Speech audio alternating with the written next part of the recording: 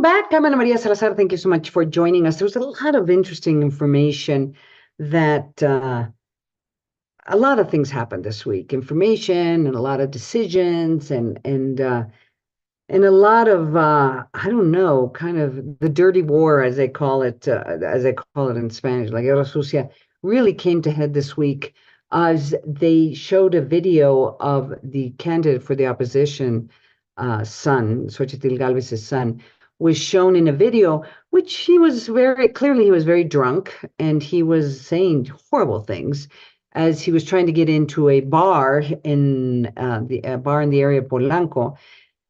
And the video was it was published, and of course the Xochitl had came out and basically said she apologized for her son. Her son apologized, and he was taken out of her campaign. He's no longer working on her campaign.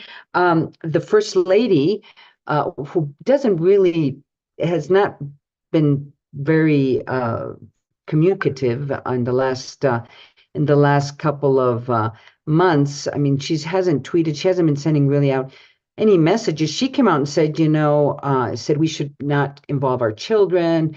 And it was actually a very nice message from Beatriz Mueller to Xochitl Galvez. Xochitl Galvez also sent her a public message on X saying thank you and, kind of recognizing how difficult it is when their kids do things wrong. So now, I just even know how to even talk about this.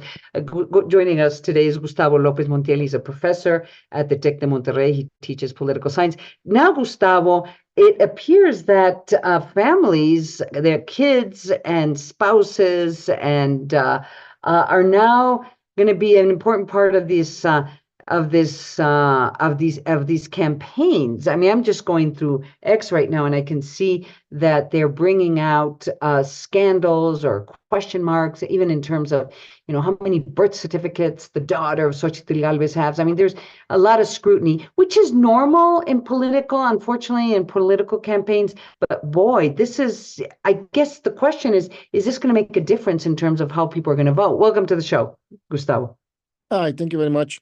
Yes, I think that the President Lopez Obrador has said that public life is more public now. So, but it involves the families, and I think that it was at the first time a wrong strategy by supporters of Claudia Sheinbaum, I think, because the president and I think many politicians are very vulnerable in terms of their family stories. So, and this happened in this time where, yes, when this video of this this kid of Xochitl Galvez was drunk and saying things. However, suddenly and quickly, very quickly, there appeared other videos by the president's son, and also drunk and saying things. And I mean, there are, but I think that it was at the first time a wrong strategy by Claudia Sheinbaum campaigners, and I think that it's a very good example of how politics has become frivolous in many terms. We are talking about these videos, and we are not talking about the relevant topics of the debates. Yeah, and we're not talking about violence. With that video, we stopped talking about, the most recent assassination of candidates. And we're not talking about the big issues that are obviously going to be present, we're hoping, during this debate that's taking place this Sunday. It's the first presidential debate. So I agree with you. I think it was a bad strategy. And of course, Sheinbaum, I mean, some of her former husband, there's videos out there of him just taking these huge suitcases of cash. So I think it's the mud fight has begun, and the question mark is who's nobody benefits from it. But I guess we could ask the question whether one of the candidates will be less harmed by it, simply because, it just depends on how much videos they can find of or anything related to Claudia Sheinbaum, Andres Manuel Lopez Obrador's family, and Xochitl Galvez and her family and her kids. Do you have any big expectations for the debate this weekend? Well, it's the first debate. There are two more. I think that there are expectations in terms of not the proposals, I think, but the Hmm. positions that, for instance, how Claudia Sheinbaum is going to behave.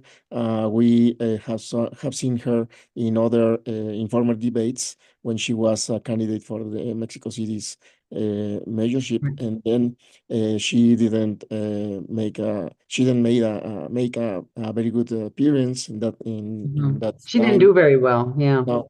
And well, and now I don't we haven't seen Xochitl Galvez debate in terms of she as a candidate. So those are I think the expectations. And minus I think he's not Chertorivsky in terms of a comparison of MC candidates. Hmm. So but those the topics of this debate are. Two of them are education and health, which are very relevant topics, and the other one is corruption, and other are women rights, I think, and other vulnerable groups. So they are not very explosive topics. So I think that this debate is only to see how they are going to behave. But I think that the most important debate is the last one, obviously, and and we have still 60 days of campaign, so we Right. have many things to see yet.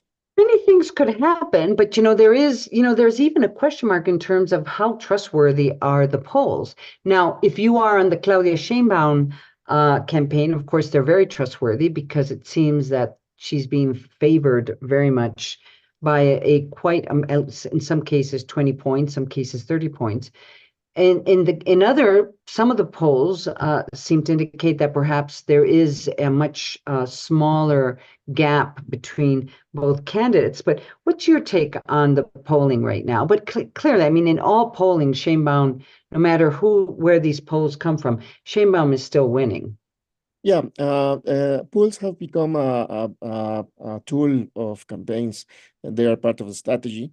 We saw, for instance, the last election in the state of Mexico, where also Mhm. Delfina Gomes at that time, she got also 20 points of difference, and the election came as with only 6 points of difference. So polls show us something, which is public opinion, but opinions change very, very quickly, or Mhm. they are not very stable, as, for instance, are attitudes. So I think that, and the other thing is the methodology of the polls. They are very light polls. I think they are, for instance, in some of them, more than 60% of the people refuses to respond. So this is a very important element, and there are also a large percentage of people that Mhm. doesn't align with that don't align with any candidate. So I think that polls are telling something, are telling a story.